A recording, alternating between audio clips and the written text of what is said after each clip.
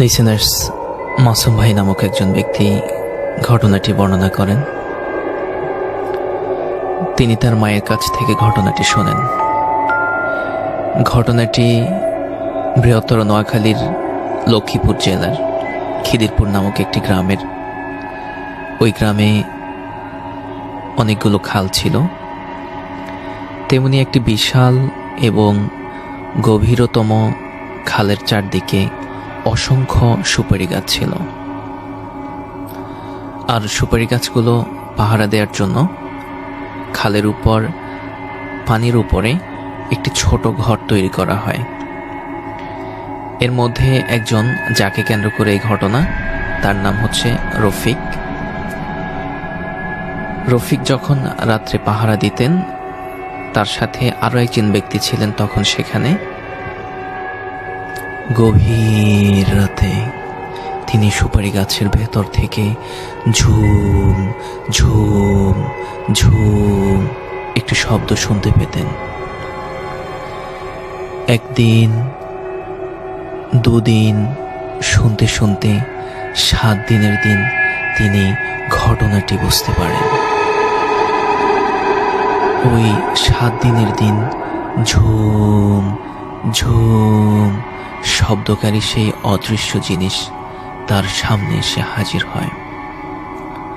তিনি দেখতে পান অপরূপ সুন্দর এক নারী। ওই সুন্দরী নারী তাকে বিয়ের কথা বলেন। রফিক প্রস্তাবটি পেয়ে কিছু না বুঝেই রাজি হয়ে যান।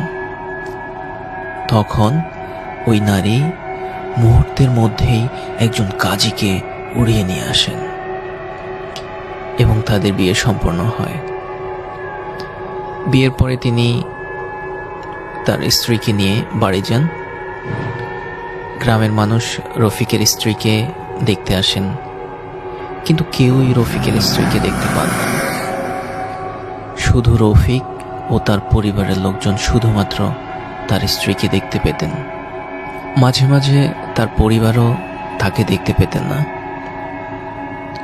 রফিকের পরিবার কৃষিকাজ করত। মাঝে মাঝে দেখা যেত রফিকের মা ধানের পাশে বসে আছে, তার মাথার উপরে একটি ছাতা শূন্যের মধ্যে ঝুলে আছে। মনে হচ্ছে কেউ যেন ধরে আছে, কিন্তু কে ধরে আছে তা বোঝা যেত না। প্রতিমধ্যে রফিক তার মাকে বলে রাখলো, মা, তোমার বৌমা যদি কখনো আমাদের এই শাড়িটি তথা বিয়ের শাড়িটি তোমার কাছ থেকে চায়, তুমি কখনো দিও না।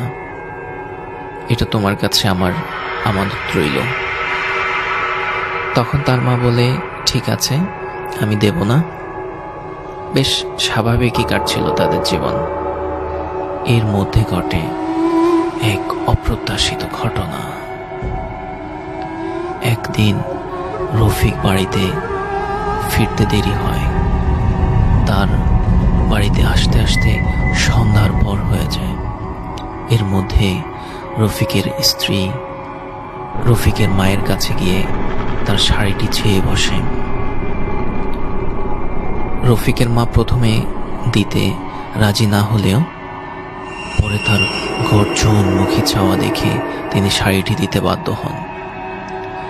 যখনই তিনি শাড়িটি দিয়ে দেন, তখনই হঠাৎ করে বাড়ির চারদিকে ঝুম ঝুম ঝুম ঝুম ঝুম ঝুম শব্দ শোনা যেতে থাকে। বাড়ির সদস্যরা তখন দেখতে পান বাড়ির চারদিক থেকে 6টি পরী উড়ে নেমে আসে এবং নেমে আসার পর রফিকের স্ত্রীকে নিয়ে ঝুম ঝুম শব্দ করে আকাশে উড়ে চলে যায়। পরে সবাই বুঝতে পারেন রফিকের স্ত্রী কোনো মানুষ ছিল না, এটি একটি পরী ছিল। আর মহিলা জিনদেরকে পরী বলা হয়। প্রতিমধ্যে রফিক বাড়িতে ফিরে এসে ঘটনাটি শুনে খুবই বিচলিত হয়ে যায় এবং তার মাকে বলল, তুমি কেন এটা দিলে? তুমি কেন এই শাড়িটা দিলে? এবং রফিক কিছু ঘটনা বলে। কোনো এক রাতের বেলা রফিক বাড়ি ফিরছিল। আর রফিক একজন সাহসী পুরুষ ছিলেন। তিনি বাড়িতে ফেরার সময় তার বাড়ির সামনে বড় একটি দিঘির পাশে ধূপধাপ ধূপধাপ আওয়াজ হচ্ছিল। মনে হচ্ছিল বেশ কিছু মানুষ সেখানে গোসল করছিল। রফিক ছাদের আলোতে খেয়াল করলো, তার কাছে মনে হয় সেখানে বেশ কিছু মেয়ে গোসল করছে। রফিকের উচিত ছিল দ্রুতই সেই জায়গা ত্যাগ করা, কিন্তু তা না করে সে ঝোপের মধ্যে লুকিয়ে লুকিয়ে আস্তে আস্তে পুকুরের কাছে যায় এবং সে দেখতে পায় পুকুরের ঘাটে বেশ কিছু কাপড় রাখা। সে কিছু না বুঝেই কাপড়গুলো নিয়ে একটি ঝোপের আড়ালে বসে থাকে। কিছু সময় পর পুকুরে গোসল করা মেয়েগুলো উঠে, সেখানে 7 জন মেয়ে ছিল। আর মেয়েগুলো যখন দেখলো তাদের কাপড় নেই, তখন তারা গর্জনের সাথে চিৎকার চেঁচামেচি শুরু করে দেয়, কে নিল রে, কে নিল রে আমাদের কাপড়। রফিক তখন এমন গর্জনমুখী শব্দ শুনে ভয় পেয়ে যায় এবং ভয়ে ভয়ে ঝোপের মধ্যে থেকে বেরিয়ে আসে আর বলে, আমি নিয়েছি, আমি নিয়েছি, এবং বলে, আমি তোমাদের কাপড়গুলো দিয়ে দেব। তখন সেই 7 জন মেয়ে ভারী ভারী কণ্ঠে বলতে লাগলো, কেন নিলি রে? রফিক তাদের গলার কণ্ঠ শুনে ভয় পেয়ে যায় এবং বলে, আমি ভেবেছিলাম আমি তোমাদেরকে বিয়ের প্রস্তাব দেব, বিনিময়ে কাপড়গুলো ফিরিয়ে দেব। মেয়েগুলো ছিল মূলত আপন বোন।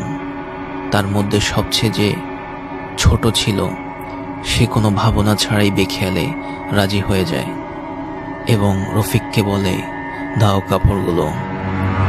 রফিক তখন তাদের কাপড়গুলো দিয়ে দেয় এবং তাদের মধ্য থেকে ছোট মেয়েটি বলে, তোমার সাথে আমার শীঘ্রই দেখা হবে। এই বলে তারা আকাশে উড়াল দেয়। আর রফিক বুঝতে পারে এরা সবাই পরী ছিল। পরে সেই পরী তার প্রতিশ্রুতি পালন করতে রফিককে বিয়ে করে। রফিকের ঘটনাটি শুনে রফিকের একজন আত্মীয় রফিককে বলেন, রফিক, তুমি কাজটি ভালো করনি, তোমার এত রাতে সেখানে যাওয়া মোটেও উচিত হয়নি। রফিক তখন তার ভুল বুঝতে পারে, কিন্তু ভুল বুঝতে পারলেও সেটা অনেক দেরি হয়ে যায়। এই ঘটনার কিছুদিন পরেই রফিকের মস্তিষ্ক আস্তে আস্তে বিকৃত হতে থাকে, সে পাগল হয়ে যায়। আর রফিক কিভাবে মারা যায় সেই বিষয়ে বিশেষ কিছু জানা যায়নি। লিসেনার্স, এটি ছিল আমাদের আজকের পরীর গল্প।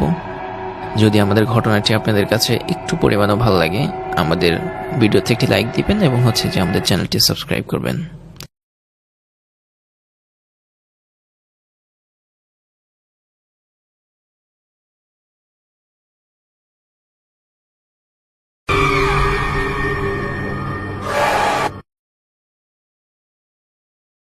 লিসেনার্স, মাসুম ভাই নামক একজন ব্যক্তি ঘটনাটি বর্ণনা করেন। তিনি তার মায়ের কাছ থেকে ঘটনাটি শোনেন। ঘটনাটি বৃহত্তর নোয়াখালীর লক্ষ্মীপুর জেলার খিদিরপুর নামক একটি গ্রামের। ওই গ্রামে অনেকগুলো খাল ছিল, তেমনি একটি বিশাল এবং গভীরতম খালের চারদিকে অসংখ্য সুপারি গাছ ছিল। আর সুপারি গাছগুলো পাহারা দেওয়ার জন্য খালের উপর, পানির উপরে একটি ছোট ঘর তৈরি করা হয়।